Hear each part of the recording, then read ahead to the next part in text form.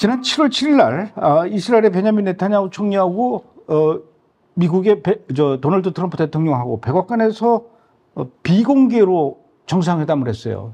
회동을 했는데 이스라엘하고 이란 전쟁 시작한 이후 그리고 미국이 벙커버스터 떨어뜨린 이후 처음 이제 그 네타냐후 총리하고 트럼프 대통령하고 만났는데 이번에 만난 그 주된 의제가 뭡니까? 왜 만난 거예요, 두 사람이?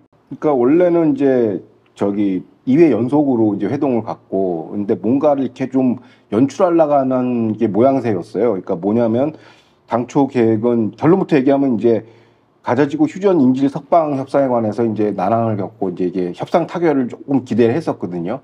근데 그게 안 됐어요. 그러니까 원래 당초 계획은 가자 휴전안이 타결이 되고 그 다음에 이스라엘 시리아 정상화를 발표하고 그 다음에 레바논하고도 정상화 등등 확장 아브라함 포괄적 협정 확대를 청사지로 딱 이게 그 어떤 정치적인 이 어떤 이벤트로 하려고 했는데 이제 하마스가 이제 협상을 안 받는 바람에 이게 계획이 다 좌초가 됐어요. 그래서 2회 연속 실무 공개 비공개 회담을 했는데 이제 하마스 인질 석방에 관련한 협상이 이제 타결이 안 됨으로써 그냥 어떤 식으로 끝났냐면 이란 공습에 대한 자축 뭐 그다음에 어떤 이런 자축하는 의미와 일종의 전승절 같은 분위기를 연출하고 두 정상 간의 우애를 보이면서 우리는 뭐 미 이스라엘 동맹은 굳건하다 뭐 이런 장면을 연출한 정도로 이제 마무리가 됐습니다. 선언적 의미로.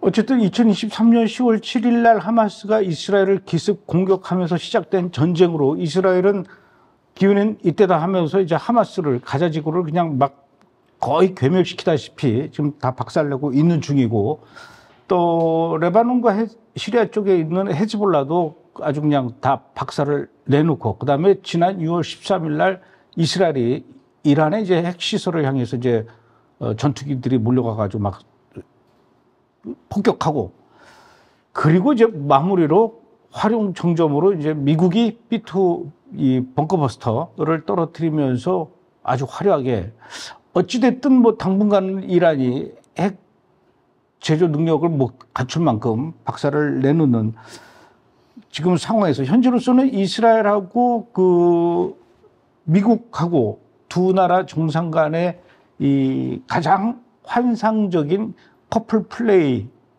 아닌가 이런 생각이 드는데 어떻습니까?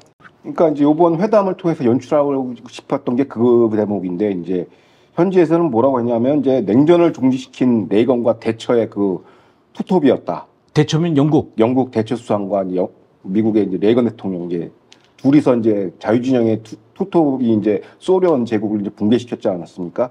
그런 파트너십이다라고 보여지고 있고요. 근데 일부 역사가들은 물론 그것도 이제 비유가 되지만 영국의 처칠 수왕과 미국의 루즈벨트 대통령과 비슷하다고 그래요. 2차 대전을 이제 나치 전체주의를 이제 붕괴시켜 버렸죠. 근데 그게 왜 그런가 했더니 먼저 처칠 수상이 이제 1940년 5월에 미국의 측에다 참전을 요청합니다. 중립 노선을 깨고 좀 참전해다오라고 했고, 그러면서 우리는 단독으로라도 나치 전체주의, 독일 나치 전체주의와 전쟁을 부수할 것이다. 그리고 전혀 두렵지 않다. 우리가 이제 서구 문명을 지켜낼 것이다 했고, 근데 미국 내 여론은 단지 2차 대전 참전에서 좀 부정적이었어요. 그런데 이거를 루즈벨트 대통령이 이제 여론을 갖다가 주도를 했죠.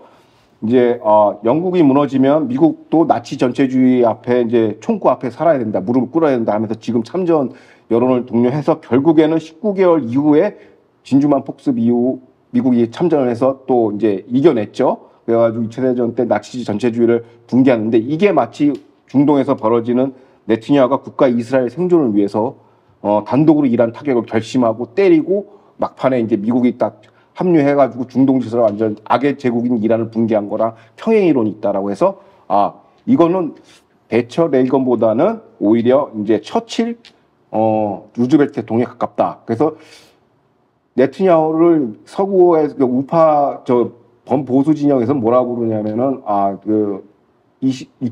2025년에 처칠이라고 부릅니다. 처칠의 그 리더십을 보였다는 거죠. 처칠이 이제 유럽을 살리는 어떤 그런 영웅적인 전쟁 지도자인데 과거 처칠이 그랬듯이 이제 나치 전체주의부터 영국이 서구 문명의 수호자를 자처하여서 불쌍했듯이 네타냐후 총리 역시 이슬람 전체주의 이른바 신정체제 이란과의 어떤 서구 문명의 수호자 역할을 하면서 이제 경고일처의 승부를 거기서 이겨냈죠.